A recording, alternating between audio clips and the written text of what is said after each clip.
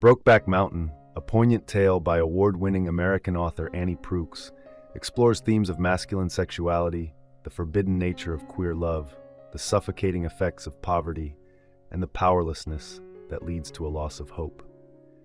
Like much of Proux's writing, the story is deeply rooted in its setting, with Wyoming's harsh and unyielding landscape playing a critical role.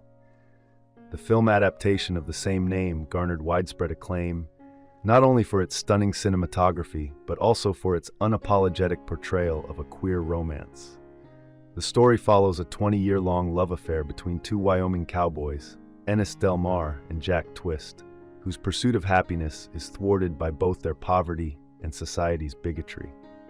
The narrative begins with a brief prologue in which Ennis wakes up in his bare-bones trailer, early in the morning, facing an uncertain future.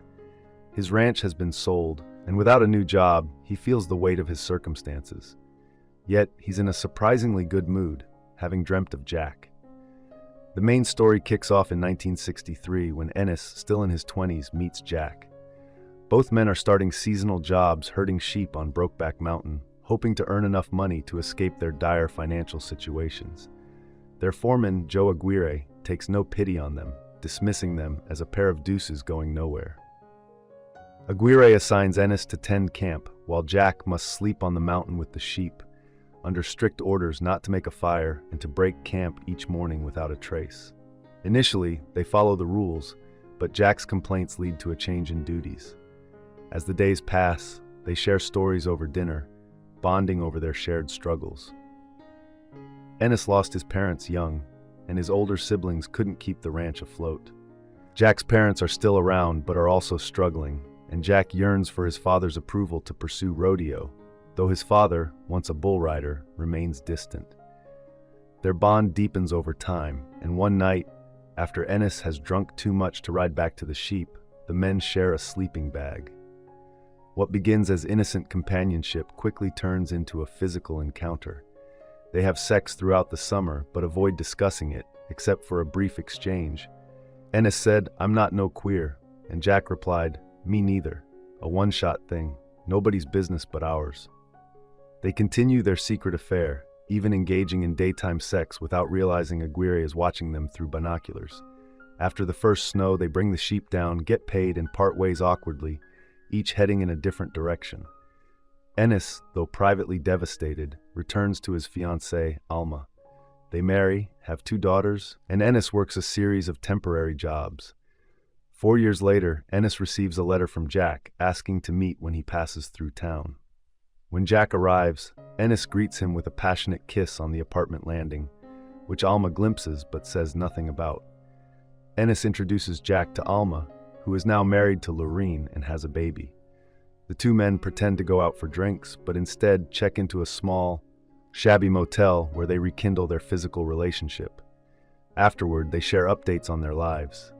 Ennis wonders if Jack had avoided him because of a punch Ennis threw on their last day together, a reaction to Jack accidentally hitting him in the nose. Jack, explaining his absence, says he has been busy with rodeo work, but plans to leave it due to accumulating injuries and a lack of available opportunities. The men briefly discuss their sexual orientation. Ennis confesses that he's never been with another man, and Jack, though dishonestly, claims the same. They indirectly express their love for each other. Ennis reveals the emptiness he felt after their separation, and talk about their options. Ennis acknowledges that they are both married with children and admits that their earlier kiss was reckless. Jack mentions that after that summer, Aguirre refused to hire him, suspecting that Aguirre might have witnessed their intimacy. Still, Jack proposes a plan for a life together, suggesting they buy a ranch since Lorene's father dislikes him and would likely pay him to leave her. Ennis stops him, insisting that they are stuck with the lives they've made for themselves. He adds, "I don't want to be dead." Ennis then tells Jack a story from his childhood. His father had taken him to see the body of a man who lived with another man. The man, Earl, was found dead in an irrigation ditch, and Ennis describes the brutality of his battered body to Jack. Ennis concludes that the best they can hope for is to meet occasionally. Jack, frustrated, points out how many years have passed since their last meeting and convinces Ennis to call Alma, telling her they're going on a short trip. After this, Ennis and Alma drift apart. Alma, already frustrated with Ennis's dedication to ranch work, grows increasingly resentful of his fishing trips with Jack. Eventually, she leaves him, marries another man, and confronts Ennis about his relationship with Jack. She tells him that she once tied a note to one of his fishing lines, only to find it still attached when he returned, clearly untouched by water. She also hints at what she witnessed during their reunion with Jack. Ennis separates from Alma and his daughters, believing he will reconnect with his children when they are older. As the years pass, Ennis and Jack meet a few times annually, camping and horsepacking through Wyoming, though they never return to Brokeback Mountain. In May 1983, 20 years after their first summer together, they meet again in the high country. Before parting, Ennis tells Jack that he can't make their planned meeting in August and suggests they meet in November instead.